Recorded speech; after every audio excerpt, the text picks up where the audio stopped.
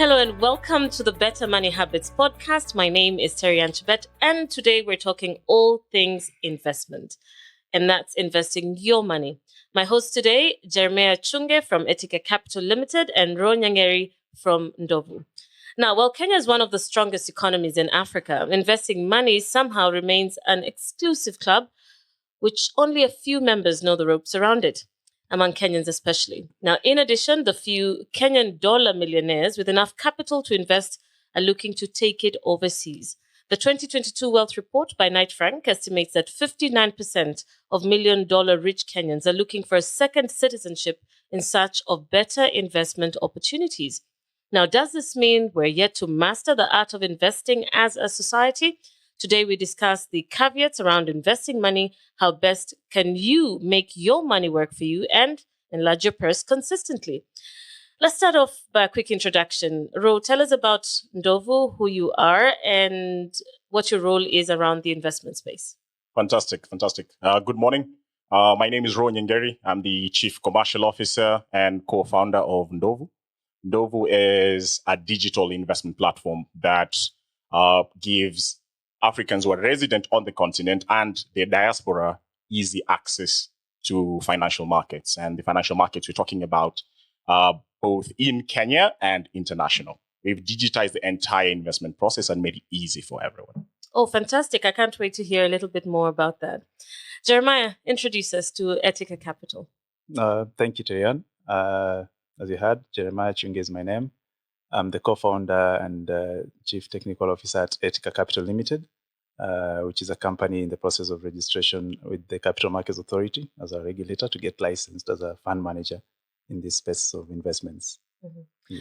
I guess just to get a sense first of, what you feel or where you see Kenyans are from an investment perspective. You've just had that data from the Knight Frank report that says Kenyans with extra cash are looking to take it somewhere else and a possible second citizenship. Do you see that in the space that you operate in? Let's start with your role. Absolutely. I mean, a core component of our business, as I mentioned before, is giving access to international markets. So this is actually driven by demand. Ndovu was not born overnight. It was not something we dreamt of on a Friday and Saturday Ndovu was born. Before starting Ndovu, I was the head of strategy at the Nairobi Securities Exchange. When I was there, I realized that people were thirsting for other options, right? Beyond the 60 odd listed companies in Kenya. Folks would come to us and say, listen, I'm using an Apple phone, I'm using a Mac, and how can I get access to the companies that are part of my life every single day? So the journey of creating Ndovu actually started in 2014, and it was driven by demand. So the stats and the fact that you're getting from the reports are spot on. Kenyans are craving stuff beyond what is local. Jeremiah, your thoughts? I agree with Ro. Previously, I was at Jengis Capital Investment Bank, which was just next door to Ro's former office. Yeah. Yes. And, these are the things you see in the market. There's lack of opportunities. I mean, among the 60 listed companies, about 6 are active. There's barely been any new IPOs being listed for the last many years, maybe 7, 8 years. There's a lot of opportunities and trends happening internationally, and markets that are opening. There's exchange-traded funds, there's listing of new companies. All these are not accessible locally. So there's a lot of need. The people are becoming more savvy. People are reading, people are researching, and they're looking for these opportunities. So part of also why we diverted to do our own things, following Ndovu's steps, is to provide these opportunities here locally and to avail it as options, because you need to give the investors options and then guide them through the opportunities. I'm curious though, why internationally? And I know that you've said, it's been a really long time since there's been an IPO or excitement around the stock markets, if I can use that word. Mm. So, why abroad and not here? I can give 2 comments to that. First and foremost, I oversaw the last IPO in 2014, NSC. I was the project lead on that and brought it to Kenyans. What is happening is the capital market in itself has not evolved to the new reality, right? The capital market is structured around the industrial age. heavy industry, agricultural behemoths, right? But we've seen a shift post 2000 to more tech, right? Lives are changing. And then 2000, Android did not exist. Now it's part and parcel of everyone's life. So the capital market is still living in an age that is behind a curtain, right? But people will not wait on the capital market to evolve. They will take their local money global. And channels have opened up. It's beautiful. Kenya does not have exchange controls like in other countries in West Africa where you have to inform the central bank 1 week before that you want to move $100 across the country, right? Right now we don't know how lucky we are, right? Yeah, we're in paradise here, you know? So with a beautiful environment, both regulatory and technology-wise in Kenya, guys can take their cash whenever they want. And they bond with these companies as well. Yeah. You know, I mean, I love that you say, you know, for a company like Apple, for instance, because these are things, you know, we touch and feel on a daily basis, whether it's your phone or, you know, many other tech stocks that are on, that are floated on, you know, markets abroad. And I'm just curious, you know, there's a perception that they're unreachable, one, and that you need a lot of money to start investing in global stocks, for instance. What are your thoughts, Jeremiah? How do we, you know, is that perception true? You know, can I get in with a little money? About how much do I need to start off if I'm, you know, a new investor, for instance? Yeah. Even just before I get to that, to add on to what Ro said in terms of the challenges, you realize that some of these opportunities, it's the market players to bring to the people, not to wait for the regulator to bring to the people.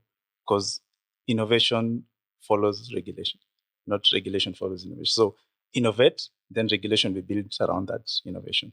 So we need to bring these opportunities to the people.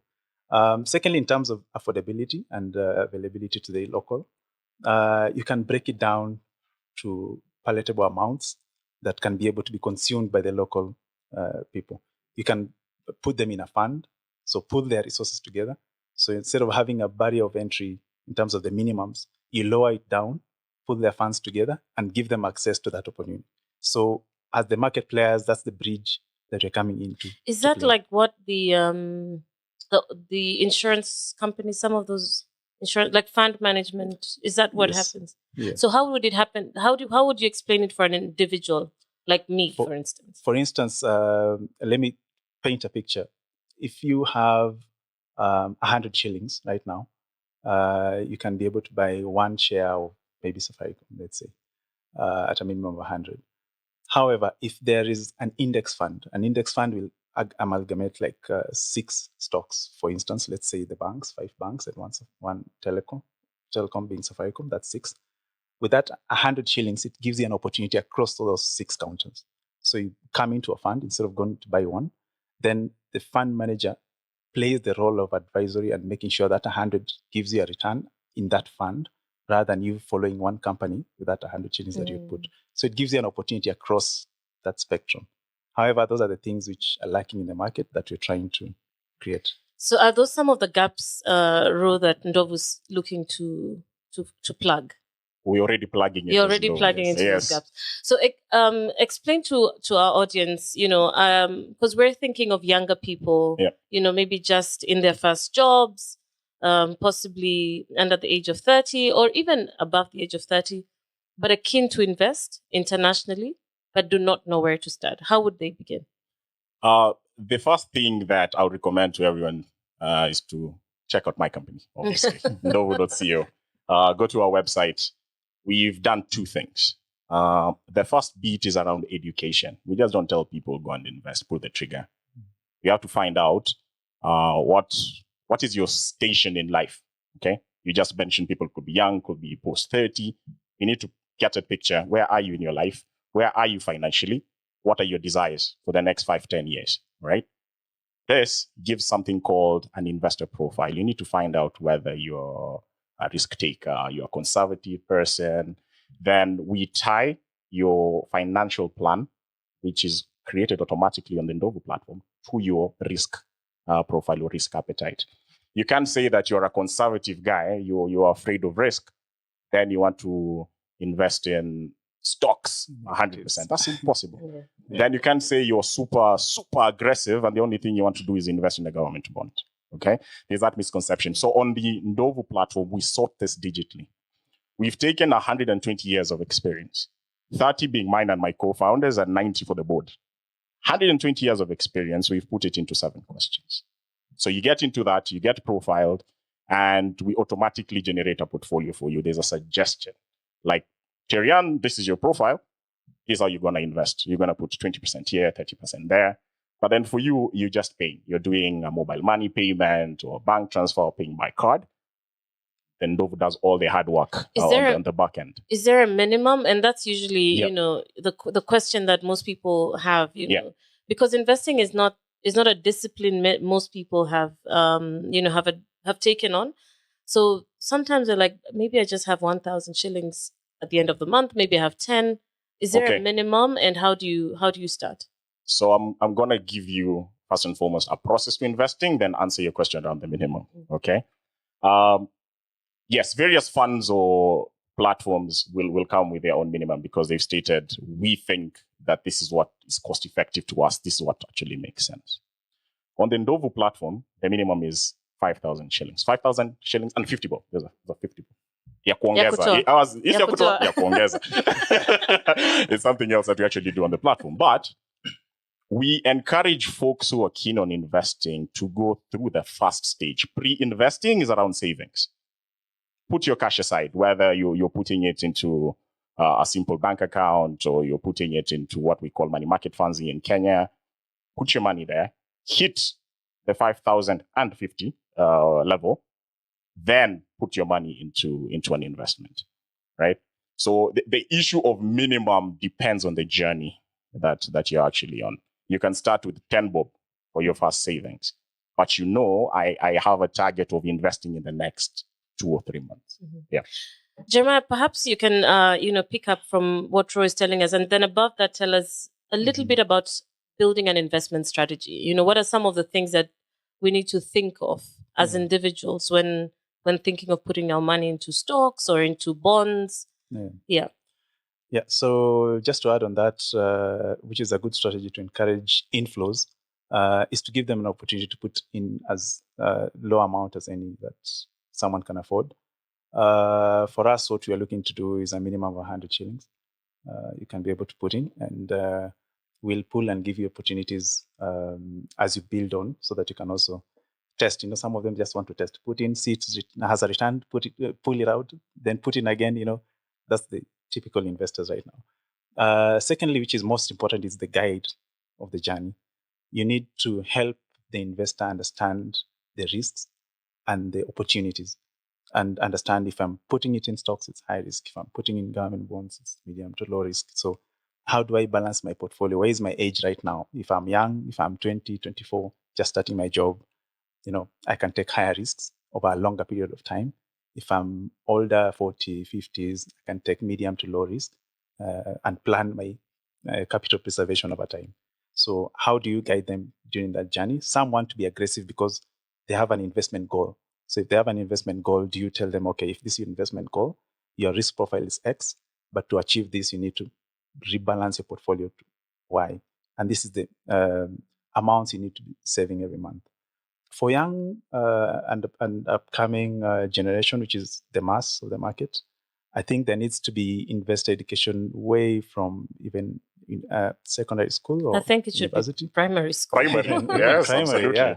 Because nobody told us about stocks until we're no one teaches you, in college. Exactly. No one teaches you about these things. You just get your first salary, you blow it, you're buying things, you're buying cars, instead of buying a car worth 2-point-something million, you could have bought a house, 1 bedroom, rent it, gives you cash flow. It's appreciating in returns. It's giving you 8% in rent. And over time, you'll be able to buy that car by having an investment policy and that discipline to say, whatever I earn from the first time I get my first payment, let me start putting 20%. So you always budget 80 to do whatever you want, but at least you're guaranteed that your 20% is working over time. If you're young and you're saying, you'll never be young forever, you'll never depend on your parents forever. At some point you'll retire, you'll become old. So you don't want to become old, then you start burdening your kids to, send you something for upkeep. It's such a bad cycle. Exactly. Yeah. And you're seeing so many people who get, even, people are in social media. We follow a lot of athletes, superstars, personalities who made huge amounts of money during their career. And then down the line, you see they're very broke or in addiction of drugs or something. And you wonder, what happened? Mm-hmm. So it's just that financial advice and discipline from a very young age that can help the generation that's coming. Yeah. And hopefully help us grow towards building generational wealth with that, which I think is a factor of discipline when it comes to personal finance and managing finances. Absolutely. I want us to talk about two things, which is on the flip side of investing. One, it's that herd mentality around, I don't know if it's a Kenyan thing or an African thing or a global thing, where there's an IPO and somebody says, there's an IPO. We're going to make cash out of this. So everybody puts in 10,000 shillings and immediately after the IPO, a few months down the line, they sell it and wait for the next big thing, whether it's quail eggs or, now it's liquor shops. There's always something that's the thing at one point, or another in Kenya. So I'm just curious about what advice would you give to Kenyans in terms of how do you pick your investment? Do you pick it because other people are doing it? So yeah, clearly there's money there in quotes. So what advice do you give to your clients when they come to you? Arul, let's start with you. First and foremost, the issue talking around people dashing into something. It's a symptom of something else. Folks have money, they just don't know where to place it. Okay, that's true. So when there's hype, they'll jump on the hype, and we've seen this. For those who are old enough to remember, since the 80s, there'll always be scams that are coming up, right? Initially, they were around land. I think the latest incarnations in this country around crypto and NFTs. Every generation has its own thing. I think what is super important is for everyone, not just Kenyans, like everyone on the African continent, to actually interact with individuals like Jeremiah and myself. We are professionals in what we do. We don't exist. It's a vacuum. We are just there. We are well trained in what we do. We have to sit down with you, probe you a bit. Again, what are your goals? What's your risk appetite? Then based on this, we give a recommendation on what's the best fit. Because investing is from A to Z. You can do apples to zebras, right? You need to sit down with an advisor to actually guide you through this. The downside of folks not actually trying to reach out to intermediaries and do such stuff is they channel cash into Ponzi's and all these weird things that you've seen over the years. Now, all these schemes are not protected under law. So the most you can do is complain. You will run to social media, but then what will government do? They can't do anything about it.